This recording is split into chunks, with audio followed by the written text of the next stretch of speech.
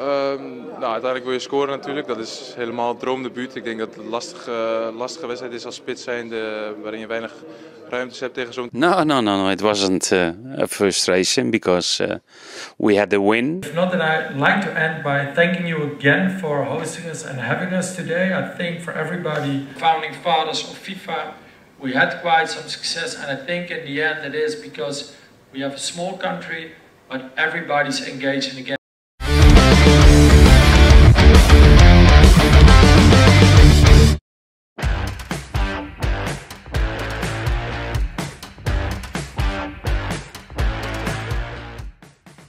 Perburuan timnas Indonesia akan pemain keturunan potensial terutama dari Belanda masih terus gencar meski tak secara belak-belakan seperti dulu.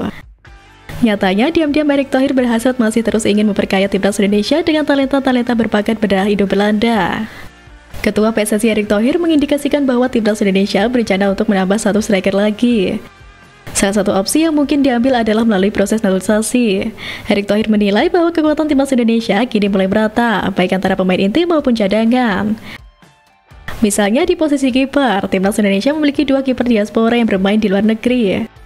Martin Paes saat ini membela FC Dallas di Amerika Serikat, sementara Emil Audero bermain untuk Como 1907 di Italia.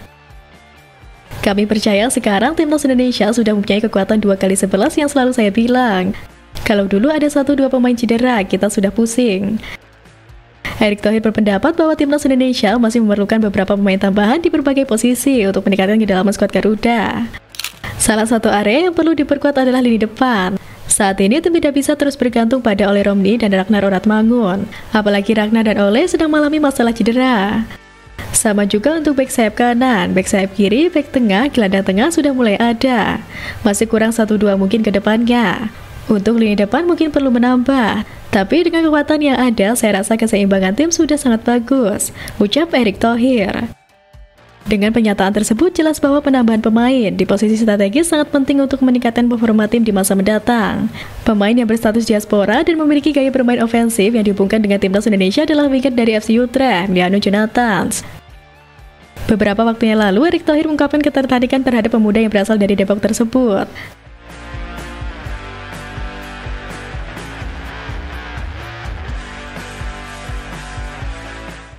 Lini serang timnas Indonesia akan semakin tajam dan memiliki banyak opsi untuk menghadapi laga krusial melawan Arab Saudi dan Irak di ronde 4 kualifikasi Piala Dunia 2026. Menyusul kabar akan ada penambahan striker naturalisasi, terutama setelah Ole Romney hampir pasti absen karena cedera di ajang Piala Presiden 2025 lalu. Selain Mauro dan Miliano, satu nama striker Ghana Serie A mencuat. Penyerang Bolonya FC Tisdalinga memang sudah lama dikabarkan menjadi target PSSI untuk membela timnas Indonesia. Namun baru-baru ini yang memberikan pernyataan yang menimbulkan spekulasi soal masa depannya di kancah internasional.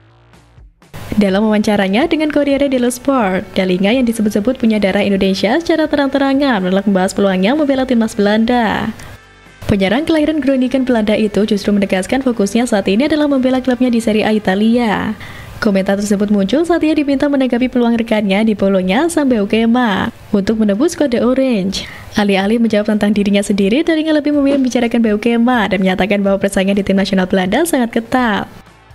Persaingannya di posisi ini di Belanda sangat ketat, ini akan menjadi tantangan baginya. Tapi saya pikir jika dia terus bermain seperti sekarang dan di masa lalu, dia punya peluang untuk masuk tim nasional. Saya fokus ke Bologna, kata Dalinga.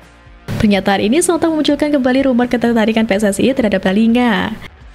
Di tengah kebutuhan timnas Indonesia akan sosok striker baru pasca cedera panjang oleh Romney. Nama Dalinga menjadi salah satu kandidat yang santer dibicarakan untuk dinaturalisasi. Apalagi pemain berusia 24 tahun itu dikabarkan memiliki darah keturunan Indonesia yang bisa membuka peluangnya memperkuat skuad Garuda secara sah. Dalinga bisa jadi pemain termahal timnas Indonesia jika proses naturalisasi benar-benar terjadi. Dalinga akan menjadi pemain termahal dalam sejarah timnas Indonesia. Saat ini ia memiliki nilai pasar yang fantastis, yakni sekitar 208,58 miliar, menurut data terbaru dari Transfermarkt. PSSI diyakini mempertimbangkan serius langkah ini, apalagi Dalinga merupakan striker dengan pengalaman bermain di kompetisi papan atas Eropa. Ia juga sempat bersinar bersama Excelsior Rotterdam dan Toulouse FC, sebelum akhirnya hijrah ke Bologna pada bursa transfer musim panas 2024, dengan kontrak hingga Juni 2028. Sepanjang musim 2024-2025, Dalinga tampil di berbagai ajang bersama Bologna, mulai dari Serie A, Coppa Italia, hingga Liga Champions.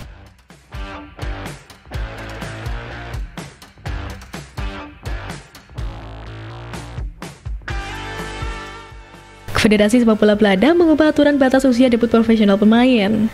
Apakah merugikan atau menguntungkan timnas Indonesia? Dikutip dari 20 Fans, KNVB resmi menurunkan batas usia debut profesional dari sebelumnya 16 tahun menjadi hanya 15 tahun. Kebijakan ini mendapat sambutan hangat, khususnya dari klub-klub Eredivisie dan Keuken Champion Divisi atau Divisi 2 Liga Belanda. Pasalnya, klub-klub tersebut sudah sejak lama mendesak agar talenta muda mereka bisa dipromosikan lebih awal ke level tertinggi. Langkah berani ini membuat Belanda sejajar dengan negara-negara elit sepak bola seperti Inggris dan Spanyol. Negara-negara tersebut telah lebih dulu mengizinkan pemain berusia 15 tahun tampil di kompetisi papan atas. Menariknya, perubahan ini tak hanya menyasar Liga Pria, tetapi juga berlaku untuk 2 kasta tertinggi dalam kompetisi sepak bola wanita. Namun KNVB menegaskan bahwa regulasi hukum Belanda tetap jadi prioritas utama. Klub yang ingin memainkan pemain berusia 15 tahun harus patuh terhadap undang-undang jam kerja. Kemudian ada juga aturan soal keputusan jam kerja, serta peraturan tambahan tentang pekerja anak. Dengan kata lain, remaja yang masih di bawah umur baru bisa bermain jika semua persyaratan hukum tersebut terpenuhi. Dengan langkah ini, KNVB berharap dapat lebih merangsang pengembangan bakat dan memungkinkan klub-klub Belanda untuk lebih mempromosikan bakat-bakat muda terbaik ke tim utama. Kebijakan revolusioner ini diyakini akan membuka jalan bagi lahirnya bintang-bintang muda baru dari Belanda yang bisa bersinar sejak dini, baik di level domestik maupun internasional. Kebijakan ini sejatinya bisa menjadi angin segar bagi timnas Indonesia, terutama karena banyak pemain keturunan Indonesia saat ini mulai meniti karir di akademi-akademi top Belanda. Sebut saja Rafael Struijk, Variener, hingga Nathan Jeon yang mengawali karirnya di sistem pembinaan KNVB. Dengan usia debut yang lebih dini, para pemain muda diaspora Indonesia berpeluang mencicipi pengalaman kompetitif di level profesional yang lebih cepat. Hal ini tentu mempercepat kematangan mereka yang kemudian bisa dimaksimalkan saat dipanggil membela merah putih. Namun di sisi lain ada potensi kerugian bagi timnas Indonesia. Jika pemain diaspora yang potensial sudah debut di usia sangat muda dan mulai dilirik oleh timnas Belanda, peluang Indonesia untuk memanggil mereka bisa menipis.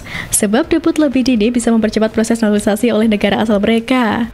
Dan peluang pindah federasi ke Indonesia bisa semakin kecil. Contohnya bisa terjadi jika pemain keturunan Indonesia yang bermain di usia 15 tahun kemudian masuk skuad timnas Belanda U17 atau bahkan U21 dalam waktu cepat. Kebijakan KNVB ini adalah pedang bermata dua bagi timnas Indonesia. Di satu sisi membuka jalan bagi pemain muda diaspora untuk berkembang lebih cepat, namun di sisi lain bisa memperkuat peluang mereka untuk tetap membela Belanda, bukan Indonesia.